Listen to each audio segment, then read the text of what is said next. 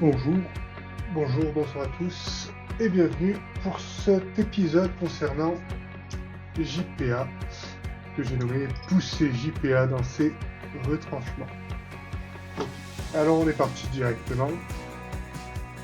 Et donc le principe de cet épisode en fait c'est de vous expliquer comment on peut faire des requêtes personnalisées dans JPA. Donc on prend le repository qu'on avait fait la dernière fois et on va pouvoir utiliser la méthode de base de JPA pour faire des requêtes. C'est-à-dire qu'on va pouvoir faire find by, on choisit le nom d'une colonne, name par exemple, brand. Vous avez vu c'est l'IDE en plus qui me le propose. Je n'ai rien à faire. Hop. Et donc ça va nous générer une requête SQL qui va chercher par rapport à la marque, par rapport à la colonne brand de notre modèle, modèle. Ça c'est le truc de base. Vous allez après pouvoir l'utiliser comme vous utilisez un find by ID par exemple, qui est par défaut. Et ça va vous renvoyer là par contre une liste de traitements. Admettons maintenant qu'on veuille complexifier notre requête. On peut faire brand and or name contain, c'est pareil.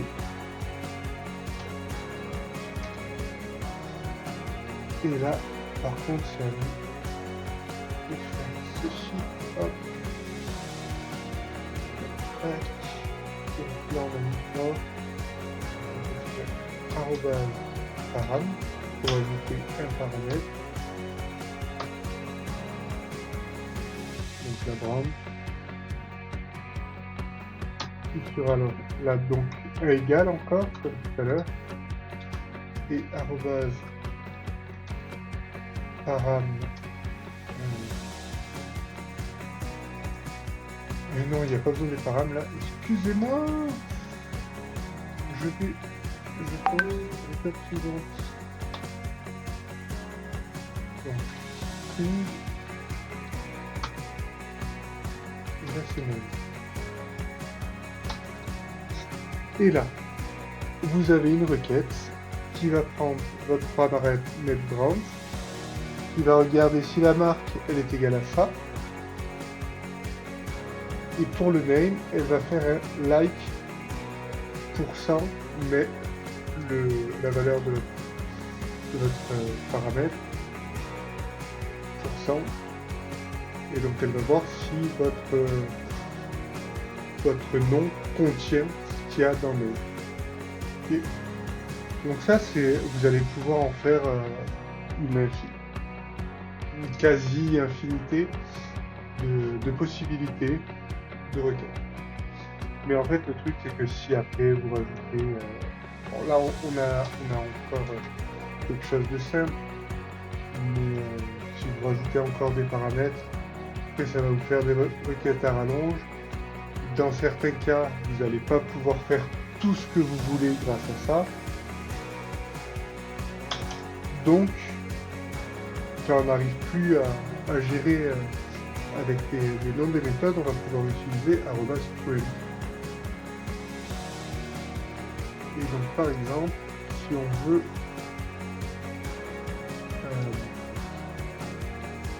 une variable qui commence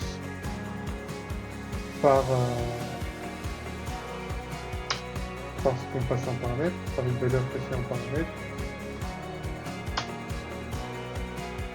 et bien il va falloir faire une requête comme celle-là. Donc là on met le nom qu'on veut, ça n'a aucune espèce de conséquence. Là ça retrouve une liste de track modèle en paramètre, on précise le nom du paramètre. C'est ça qui va permettre à JPA de reconnaître qu'est-ce qu'il doit mettre où. Bon, le type et le nom. Donc là, qu'est-ce qu'on a fait? On a mis un arrobas query avec une requête de type JPA.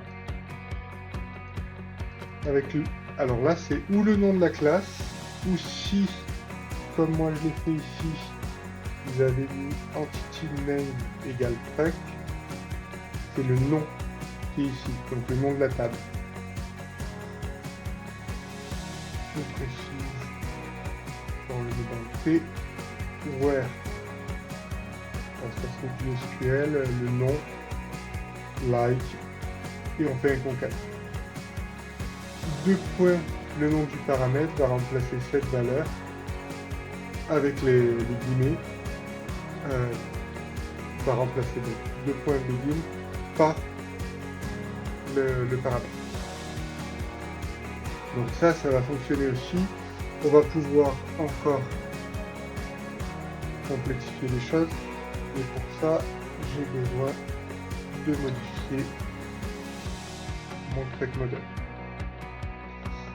On va rajouter une classe. La classe will model. Donc il veut dire hop, je prends ce que j'ai mis dans l'article. J'écris les articles avant de faire la vidéo. Donc c'est la même présentation juste c'est les mêmes attributs que track model, sauf qu'à la place de name, on a mis ça ici. C'est pas très important. Et on rajoute un lien entre les deux avec un one-to-one. Hop. Et même, je vais passer dans l'article et rajouter colonne.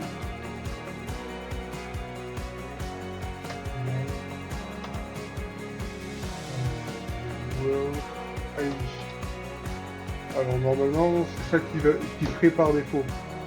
Si on le mettait pas, ça fonctionnerait quand même.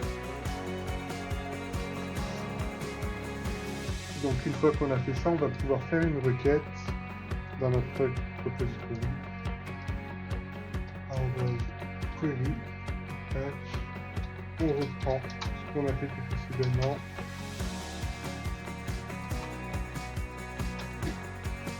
Ouais.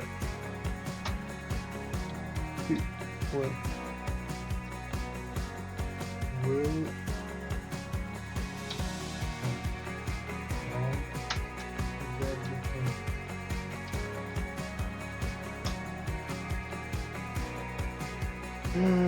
Liste. Pareil. Le type de retour, c'est une liste de camions.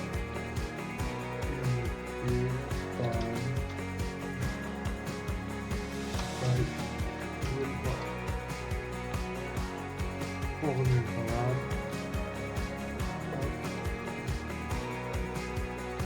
On l'a plus grande, on continue de plus grande.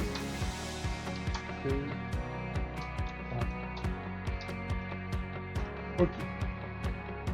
Donc là, vous avez vu, pas besoin de faire de inner joint ou ce genre de choses. C'est JPA qui s'occupe de remplacer ce truc-là par de l'SQL natif. Maintenant,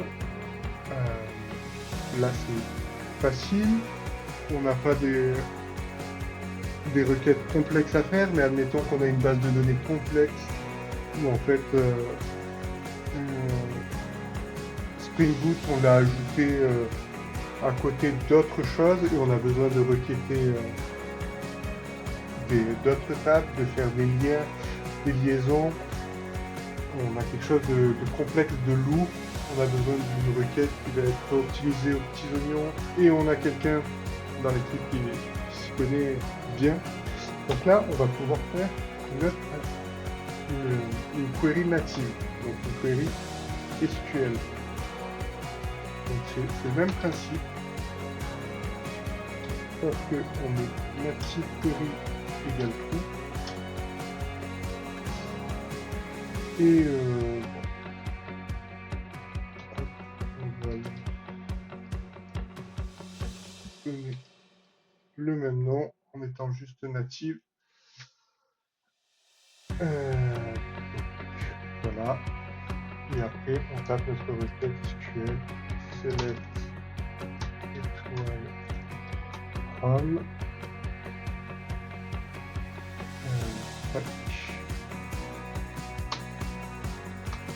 inner frame will on et on will ID on avait mis pas ID voilà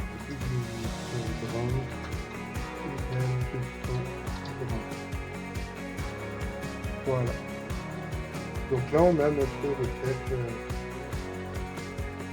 SQL standard. Et ça va être utile si vous avez quelque chose de complexe. Les jours où vous devez débugger, vous faites un copier-coller